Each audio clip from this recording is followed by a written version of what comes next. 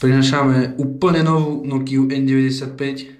Sice je troška rozbitá jak cigánske hračky, ale nevadí to. Tu máme mechanickú spúšť na zapínanie telefónu, stereo repráky, 3,5-kový jack, infra, USB port, napríklad tu je nejaká džúra, prečo síce, tu sa nabíja, toto džúra tu je spúšť, tu sa spúšťa toto foťak, tu na multimedia, N95, to je slider.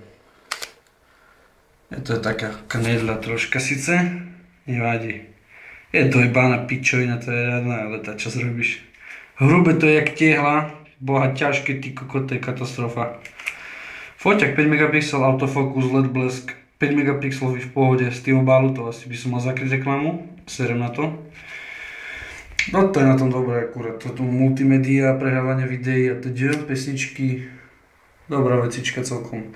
Predná VGA kamera, samozrejme senzor pohybu, 8 GB pamäť, Symbian OS 3. generácia.